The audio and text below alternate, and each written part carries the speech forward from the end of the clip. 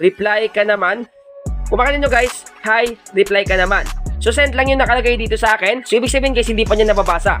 Pero hindi natin alam na nabasa na pala niya. Kasi nga, mga ka-Mindtech, napapansin nyo ba na may mga kaibigan kayo or mga friends kayo sa Messenger, once na message nyo sila is laging delivered or minsan naman sent lang, yun yung hindi nyo alam. Kasi nga minsan, nabasa na nila yun pero hindi nyo lang alam at hindi lang nag-reflect dun sa may chat box kasi nga, naka-restrict ka. So paano nga ba malaman kung ni-restrict ka ng kaibigan mo or mga friends mo sa Messenger? So eto na yun.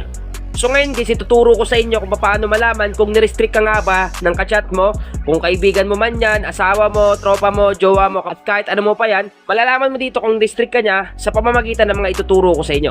Issue lang guys sa panoorin nyo yung video hanggang matapos para malaman nyo kung paano gawin yung tricks na to. Kung makita nyo guys, meron tayong hawak dito na dalawang cellphone. Sa kaliwang cellphone is cellphone natin, at sa kanan naman na cellphone is cellphone ng kaibigan natin, tropa, kamag-anak, jowa, asawa, kahit ano pa natin yan. So i-demo ko sa inyo guys kung paano malaman kung nirestrict nga ba tayo ng mga kachat natin. Kasi minsan guys, pag nagchat tayo, hindi na sila sumasagot. Minsan naman delivered na lang or kaya naman sent lang. Hindi na nila sinisin kahit na naka-online sila. So paano nga ba malaman? So ngayon example muna tayo. Kunyari i-restrict natin yung sarili nating cellphone.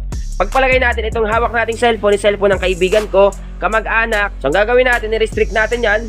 Para ma-restrict, tap natin tong I. Then hanapin natin dito yung restrict. So ito yun, restrict. Automatic guys, nire-restrict na yan. Juan de la Cruz is restricted.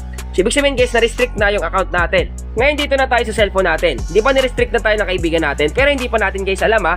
Pinapakita ko lang sa inyo kung paano ni-restrict yung ating messenger na account. Ngayon guys, kung makita nyo, wala na nakalagay na online. Pero sa ibang device, nakalagay pa rin yung online dyan. Depende naman yun guys sa cellphone nyo. Minsan kasi hindi naman lumalabas, minsan naman lumalabas.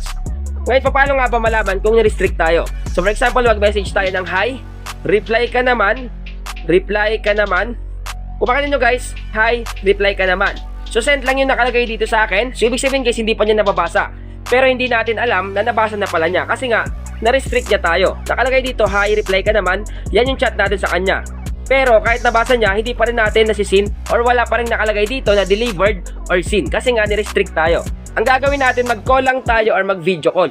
Yan lang guys yung gagawin nating dalawang paraan. Kasi once na mag-chat tayo, hindi na yan magre-reply. Kasi nga, naka-restrict na tayo. Kahit anong chat pa natin yung gawin dito, wala na yan. Kasi nga, naka-restrict nga. Ngayon, para malaman natin, ang gagawin natin, i-call natin. So, call natin yan.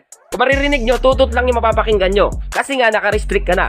Kahit na online pa siya or active na yung nakalagay sa profile niya, automatic guys, hindi natin matatawagan yan. Kasi nga, restricted na tayo. Minsan naman, dinidecline ka agad or auto-decline. Pag call mo pa lang, decline na ka agad. Ngayon, subukan naman natin mag-video call. Video call natin. So yan guys, calling. Kung mapapansin nyo at mapapakinggan nyo, tutut lang yung maririnig nyo. Kasi nga, naka-restrict na. Ganon guys yung palatandaan once na na-restrict tayo ng isang tao or isang kachat natin sa Facebook natin or sa Messenger. Once na nag-call ka or nag-video call ka, tutut lang yung maririnig mo or minsan naman, napakabilis mag-decline. Pag call mo pa lang or pag video call mo, dinecline ka agad or nag-stop ka agad yung pag-call natin. So ganun lang guys yung dalawang paraan para malaman natin kung ni-restrict tayo ng isang tao or isang kachat natin sa ating Messenger account. Tandaan nyo guys, i-call nyo or i-video call. Once na binidyo call nyo at tutut lang ng tutut kahit na naka-online siya or active now, automatic restricted na tayo dyan. At once na binidyo call nyo naman, napakatagal ng tutut niya, kahit online siya, restricted na yan. So sana guys nakatulong tong vlog ko ngayon. Once again na Mindtech PH, thank you and God bless all.